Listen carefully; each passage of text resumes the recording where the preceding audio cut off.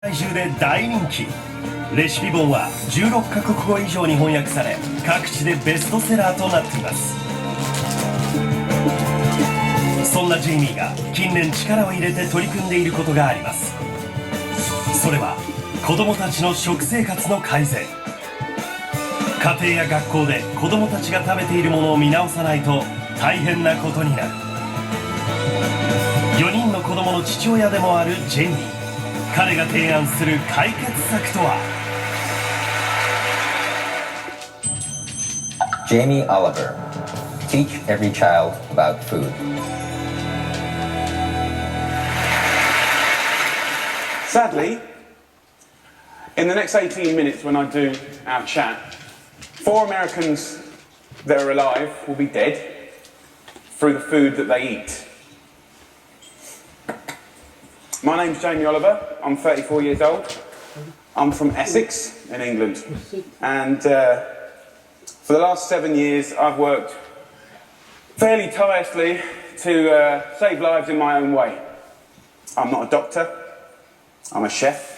I don't have expensive equipment or medicine. I use information, education. I profoundly believe that the power of food has a primal place in our homes that binds us to the best bits of life.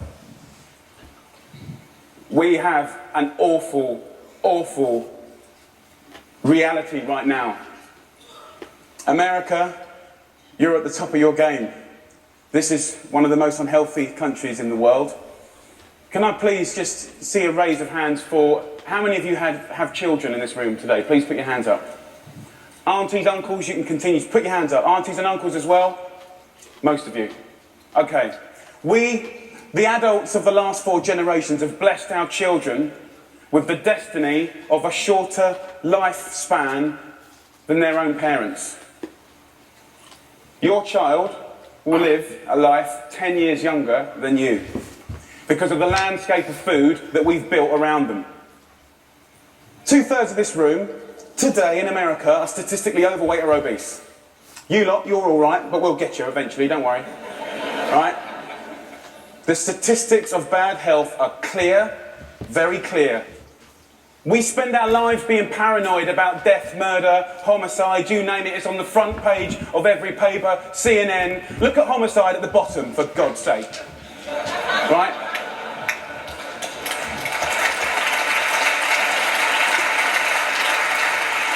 Every single one of those ones in the red is a diet-related disease. Any doctor, any specialist will tell you that. Fact. Diet-related disease is the biggest killer in the United States right now, here today. This is a global problem. It's a catastrophe. It's sweeping the world. England is right behind you, as usual.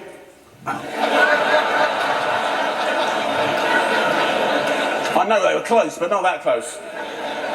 We need a revolution. Mexico, Australia, Germany, India, China, all have massive problems with obesity and bad health. Think about smoking. It costs way less than obesity now.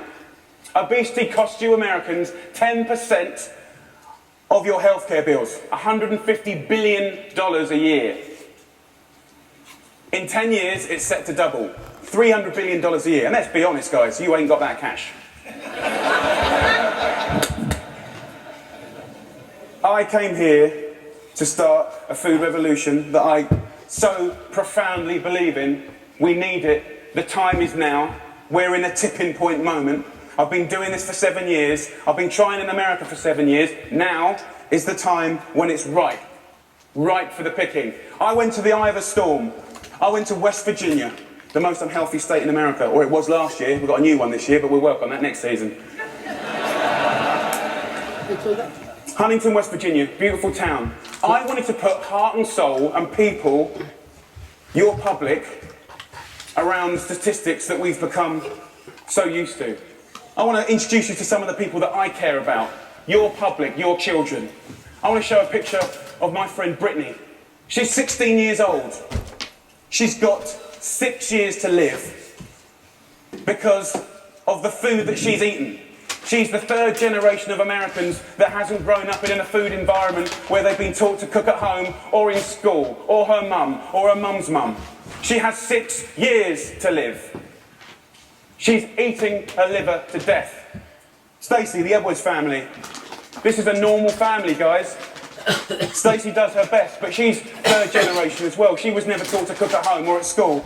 The family's obese. Justin here, 12 years old, he's 350 pounds. He gets bullied, for God's sake. The daughter there, Katie, she's 4 years old. She's obese before she even gets to primary school. Marissa, she's all right. She's one of your lot. But you know what? Her father, who was obese, died in her arms. And then the second most important man in her life, her uncle, died of obesity. And now her stepdad is obese.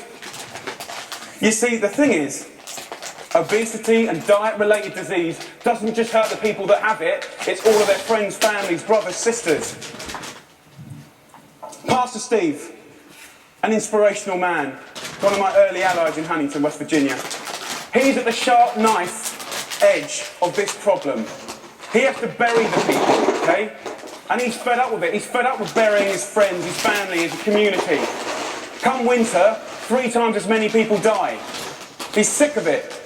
This is preventable disease, waste of life. By the way, this is what they get buried in. We're not geared up to do this. Can't even get them out the door, and I'm being serious. Can't even get them there, forklift. Okay, I see it as a triangle, okay? This is our landscape of food. I need you to understand it. You've probably heard all this before, but let's just go back over it. Over the last 30 years, what's happened that's ripped the heart out of this country? Let's be frank and honest. Well, modern day life. Let's start with the main street. Fast food has taken over the whole country, we know that. The big brands are some of the most important powers, powerful powers in this country. Supermarkets as well.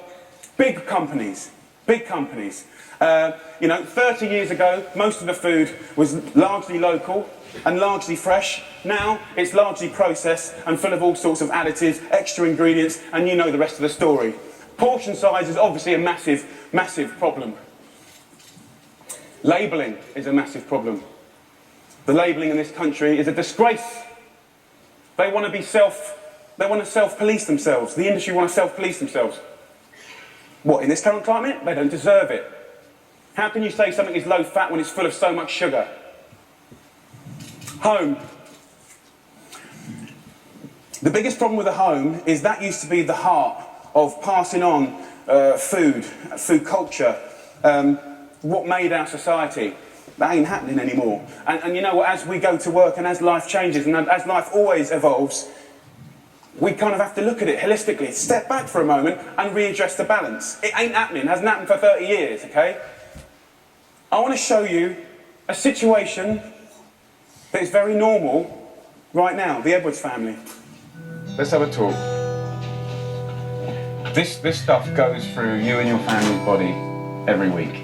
And I need you to know that this is going to kill your children early. How are you feeling? I'm just feeling really sad and depressed right now.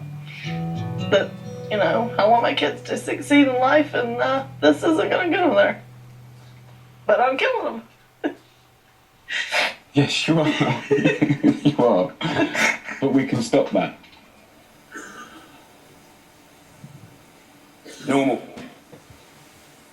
Let's get on schools. Something that I'm fairly much a specialist in.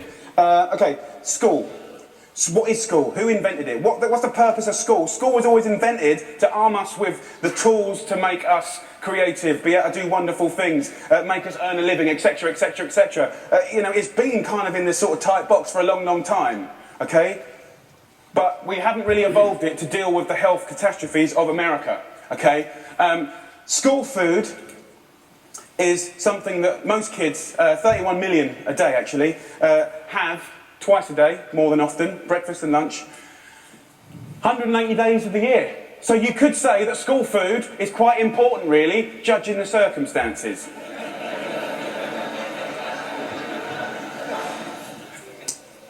Before I crack into my rant, which I'm sure you're waiting for, I need to say one thing, and it's so important. in hopefully the magic that happens and unfolds in the next 3 months. The lunch ladies, the lunch cooks of America, I offer myself as their ambassador. I'm not slagging them off. They're doing the best they can do. They're doing their best. But they're doing what they're told, and what they're being told to do is wrong. The system is highly run by accountants. There's not enough or any food knowledgeable people in the business. There's a problem. If you're not a food expert and you've got tight budgets and it's getting tighter, then you can't be creative. You can't duck and dive and write different things around things. If you're an accountant and a box ticker, the only thing you can do in these circumstances is buy cheaper shit. Now, the reality is the food that your kids get every day is fast food. It's highly processed. There's not enough fresh food in there at all. You know, the amount of additives, E-numbers, ingredients you wouldn't believe. There's not enough veggies at all. French fries are considered a vegetable. Pizza for breakfast. They don't even get given crockery. Knives and forks, no, they're too dangerous. There's scissors in the classroom, but knives and forks, no. And the way I look at it is if you don't have knives and forks in your school, you're purely endorsing, from a state level, fast food, because it's handheld. And yes, by the way, it is fast food. It's sloppy joes, it's burgers, it's wieners, it's pizzas, it's all of that stuff. 10% of what we spend on healthcare, as I said earlier, is on obesity, and it's going to double. We're not teaching our kids. There's no statutory right to teach kids about food, elementary or secondary school, okay? We don't teach kids about food, right? And this is a little clip from an elementary school, which is very common in England. Who knows what this is? Potatoes. Potato? So you think these are potatoes? Do you know what that is? Do you know what that is? Broccoli. What about this? A good old friend. Do you know what this is, honey? Celery. No. What do you think it is, darling? Onion. Onion, no. Immediately you get a really clear sense of, do the kids know anything about where food comes from? Who knows what that is? Pear. What do you think this is? I don't know. If the kids don't know what stuff is, then they will never eat it. Normal. England and America. England and America.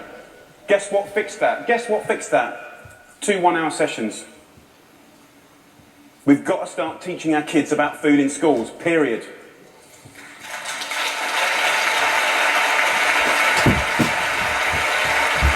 I want to tell you about something that kind of epitomizes the trouble that we're in, guys, okay? I want to talk about something so basic as milk. Every kid has the right to milk at school. Your kids will be having milk at school, breakfast and lunch, right? They'll be having 2 bottles, okay? And most kids do. But milk ain't good enough anymore because someone at the milk board, right, and don't get me wrong, I support milk, but someone at the milk board probably paid a lot of money for some geezer to work out that if you put loads of flavourings and colourings and sugar in milk, right, more kids will drink it. Yeah. And obviously, you know, now that's going to catch on. The apple board is going to work out that if they make toffee apples, they'll eat more apples as well. Do you know what I mean? For me, there ain't no need to flavour the milk, okay? There's sugar in everything. I know the ins and outs of those ingredients. It's in everything. Even the milk hasn't escaped the kind of modern day problems. There's our milk, there's our carton. In that is nearly as much sugar as one of your favourite cans of fizzy pop, and they're having 2 a day. So, let me just show you. We've got one kid here having, you know, 8 tablespoons of sugar a day, you know. There's your week, there's your month, and I took the liberty of putting in just the 5 years of elementary school sugar, just from milk. Now, I don't know about you guys, but judging the circumstances, right, any judge in the whole world would look at the statistics and the evidence, and they would find any government of old guilty of child abuse. That's my belief.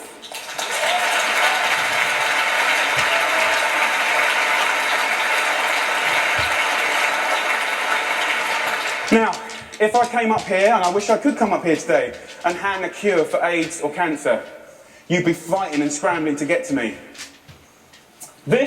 All this bad news is preventable. That's the good news. It's very, very preventable. So let's just think about, we've got a problem here, we need to reboot. Okay, so in my world, what do we need to do? Here's the thing, right? It cannot just come from one source. To reboot and make real tangible change, so that I can look you in the white of the eyes and say, in 10 years' time, the history of your children's lives, happiness, and let's not forget, you're clever if you eat well, you know, you're going to live longer, all of that stuff, it will look different, okay? So, supermarkets. Where else do you shop so religiously? Week in, week out. How much money do you spend in your life in a supermarket?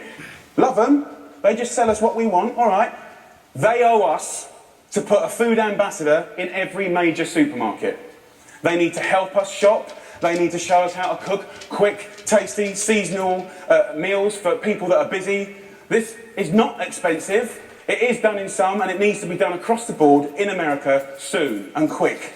The big brands, you know, the food brands, need to put food education at the heart of their businesses. I know, easier said than done. It's the future. It's the only way. Fast food. With the fast food industry, you know, it's very competitive. I've had loads of secret papers and dealings with fast food restaurants. I know how they do it. I mean, basically, they've weaned us on to these hits of sugar, salt and fat and X, Y and Z, and everyone loves them. Right? So these guys are going to be part of the solution, but we need to get the government to work with all of the fast food purveyors and the restaurant industry, and over a 5, 6, 7 year period, wean us off the extreme amounts of fat, sugar, fat and all the other non-food ingredients. Now, also, back to the sort of big brands, labelling, I said earlier, is an absolute farce and has got to be sorted. Okay, school. Obviously in schools, we owe it to them to make sure those 180 days of the year, from that little precious age of 4 to 18, 20, 24, whatever, they need to be cooked proper, fresh food from local girls on site, okay? There needs to be a new standard of fresh, proper food for your children. Yeah?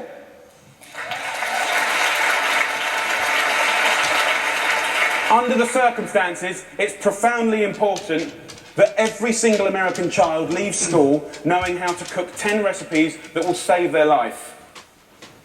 Life skills. That means that they can be students, young parents, and be able to sort of duck and dive around the basics of cooking no matter what recession hits them next time. If you can cook, recession money doesn't matter. If you can cook, time doesn't matter. The workplace, we haven't really talked about it. You know, it's now time for corporate responsibility to really look at what they feed or make available to their staff. The staff are the mums and dads of America's children. Marissa, her father died in her hand. I think she'd be quite happy if corporate America could start feeding their staff properly. Definitely they shouldn't be left out. Let's go back to the home. Now, look, if we do all this stuff, and we can, it's so achievable. You can care and be commercial, absolutely. But the home needs to start passing on cooking again, for sure, for sure. Pass it on is a philosophy. And for me, it's quite romantic, but it's about if one person teaches 3 people how to cook something, you know, and they teach 3 of their mates, that only has to repeat itself 25 times, and that's the whole population of America. Romantic, yes, but most importantly, it's about trying to get people to realise that every one of your individual efforts makes a difference. We've got to put back what's been lost. Huntington Kitchen.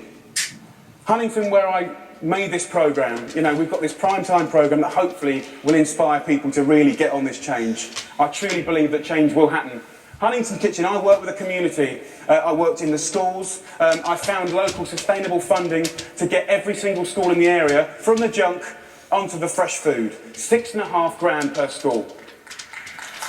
That's all it takes, $6.5 grand per school. The kitchen is 25 grand a month, okay? This can do 5,000 people a year, which is 10% of their population, and it's people on people. You know, it's local cooks teaching local people. It's free cooking lessons, guys. Free cooking lessons in the main street. This is real tangible change. Real tangible change. Around America, if we just look back now, there's plenty of wonderful things going on. There's plenty of beautiful things going on. There are angels around America doing great things in schools, farm-to-school setups, garden setups, education. There are amazing people doing this already. The problem is they all want to roll out what they're doing to the next school and the next, but there's no cash.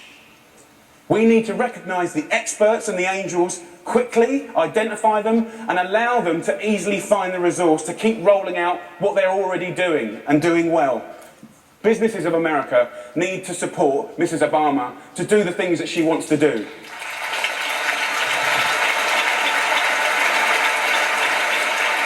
And look, I know it's weird having an English person standing here before you talking about all this. All I can say is I care. I'm a father, and I love this country. And I believe truly, actually, that if change can be made in this country, beautiful things will happen around the world. If America does it, I believe other people will follow. It's incredibly important.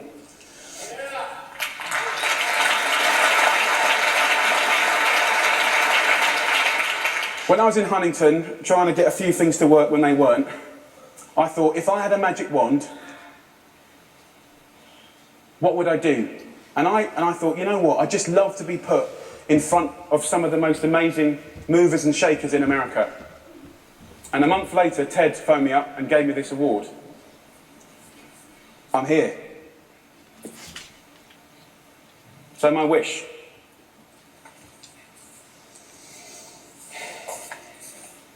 Dyslexic, so I'm a bit slow.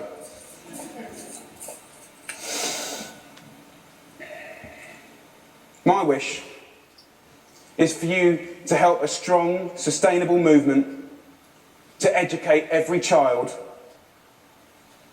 about food, to inspire families to cook again, and to empower people everywhere to fight obesity.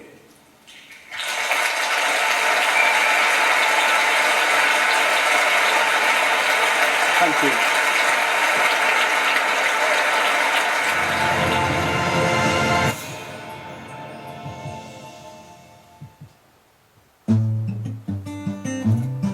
皆さんいかがでしたか？途中で自分の話で息切れしてしまうぐらいエネルギッシュなプレゼンテーションでしたね。皆さんもびっくりしたと思いますが、残念ながらこれはアメリカの現状です。実は日本もだんだんと家庭料理も減ってきて、そしてファストフード文化もどんどん普及してきている中で、ジェイミー・オリバーが訴えているこの子どもたちに正しい食文化を伝えるべきだっていうことは、我々も一緒に心がけていくべきだと思います。Most importantly, it's about trying to get people to realise that every one of your individual efforts makes a difference. We've got to put back what's been lost.